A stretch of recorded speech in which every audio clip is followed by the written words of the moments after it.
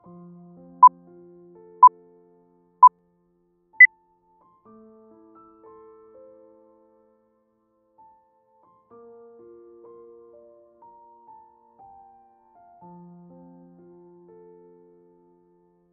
ini adalah tanggal 28 Oktober, bertepatan pada hari Senin, di mana keesokan harinya adalah tanggal 29 Oktober, bertepatan dengan Hari Stroke Sedunia.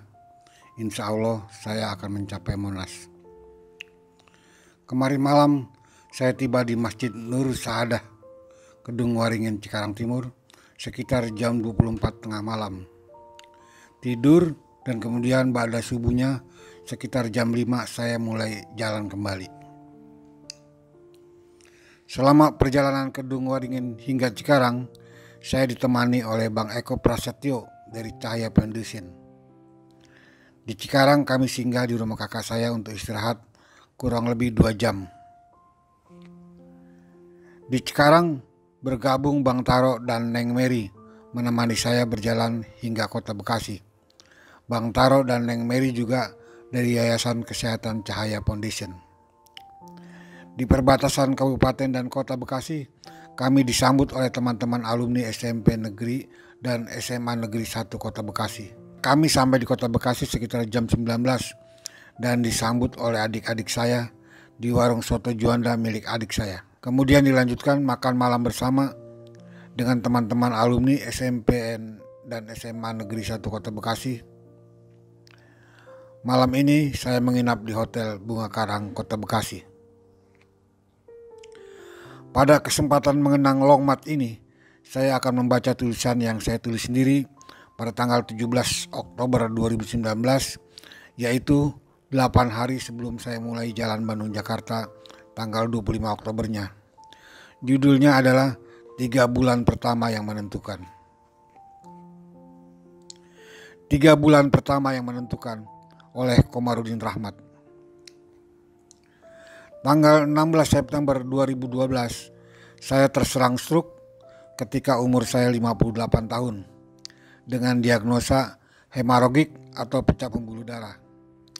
Saya dirawat di rumah sakit selama 9 hari dan setelah pulang dari rumah sakit, saya menghadapi kenyataan bahwa saya harus berjuang untuk mengatasi kondisi pasca stroke yang sangat buruk. Kondisi saya ketika baru pertama kali pulang dari rumah sakit adalah sebagai berikut. Jari-jari tangan saya menggenggam kaku, tidak bisa terbuka. Mata sering terasa pedih dan tidak bisa menelan. Sampai 2 bulan tangan saya error, memegang benda langsung terjatuh. Begitu juga dengan kaki kirinya, error. Bahu miring ke kiri secara ekstrim, termasuk mulut mencong ke kiri dan terasa baal. Tangan kiri terkulai seperti tidak ada pernya dan berat. Bila dicubit tidak terasa alias mati rasa. Iga bagian kiri terasa seperti karet tebal dan kaku, juga dicubit tidak terasa. Kaki kiri terasa tebal bila menjejakkan kaki di lantai seperti sedang kesemutan ekstrim. Saya hanya bisa menggambarkan kondisi sewaktu pulang dari rumah sakit ketika itu seperti orang yang tiba-tiba berada di tengah lautan yang gelap, tidak tahu arah. Modal untuk selamat ketika itu hanya ikhlas dan berserah diri saja. Sampai akhirnya saya seperti orang yang jalan di tempat gelap yang kemudian dituntun menuju kemudahan-kemudahan. Saya bersyukur kehadirat Allah, saya mendapatkan kebaikan-kebaikan dan kemudahan-kemudahan. Antara lain, pertama, tanpa diduga saya mendapat kesempatan untuk mengikuti terapi kasur produk Korea yang saya tidak tahu mereknya. Saya hanya tahunya ketika itu sebagai kasur Korea, yaitu kasur yang memanaskan badan dari mulai kaki hingga kepala. Setiap hari selama kurang lebih 3 bulan saya tidur di kasur tersebut selama 1 jam setelah maghrib setiap harinya.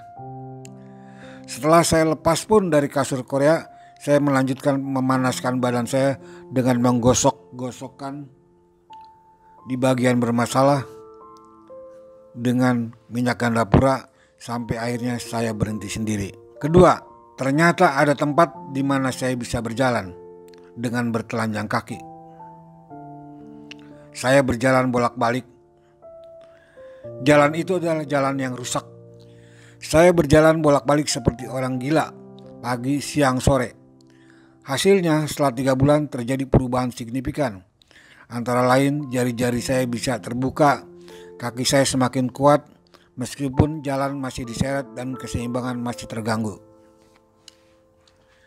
Sambil berjalan bolak-balik itu, tangan kiri saya kibas-kibaskan. Saya banting-banting agar siku saya tidak menjadi kaku. Tidak ada yang mengajarkan saya, hanya pikiran saya saja yang menuntunnya bahwa sebaiknya melakukan hal itu. Di samping itu, selama 3 bulan saya juga minum air rebusan buah mengkudu. Saya mendapat info bahwa buah mengkudu bisa menetralisir lemak dalam darah. Saya juga meminum jus timun tanpa gula yang katanya bisa menurunkan tekanan darah tinggi. Saya meminumnya setiap hari selama 3 bulan itu. Di periode kritis ini, saya mendapat support dana dari teman-teman kuliah, baik secara bersama maupun sendiri-sendiri. Saya juga kedatangan teman yang berbaik hati yang menolong saya di masa kritis. Selama periode 3 bulan itu, saya juga tidak lepas dari obat dokter yang mungkin terdiri dari obat tekanan darah tinggi, obat kolesterol, teleglisida, obat saraf, dan vitamin saraf. Saya oleh dokter tidak diberi pengencer darah, mengingat stroke saya adalah pecah pembuluh darah. Hal inilah kemudian datangnya ide saya agar berpantang mengkonsumsi makanan-makanan yang menyebabkan kental darah.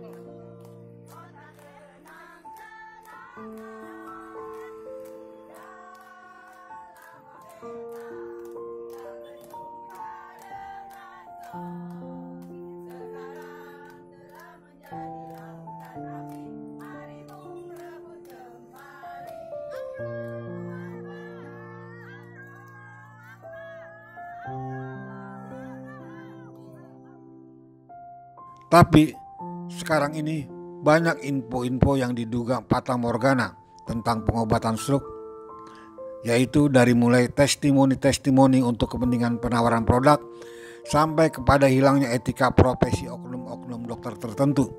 Seperti misalnya oknum dokter itu memang benar memberikan narasi tentang stroke, tapi menjadi bias manakala ujung-ujungnya menawarkan sebuah produk. Sikap profesinya menjadi tidak objektif lagi karena kebenaran tertutup oleh kepentingan. Pahamilah bahwa pemulihan stroke itu adalah proses yang kejadiannya ilmiah, bisa dikalkulasi, dan bukan orang yang karena makan ini itu, pakai ini itu kemudian sembuh. Di negara-negara maju, istilah sembuh stroke adalah recovery atau pemulihan.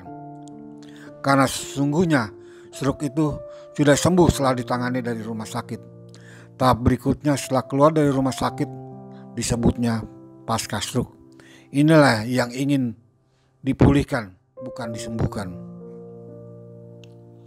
Aksi jalan kaki saya Bandung-Jakarta bertepatan bertepatan dengan Hari Stroke Sedunia 2019 ini bukanlah untuk unjuk kekuatan atau ingin mencari popularitas murahan, tapi saya hanya ingin menyampaikan pendapat saya bahwa pesan saya ini agar mendapat perhatian publik dan otoritas yang memiliki kewenangan untuk itu.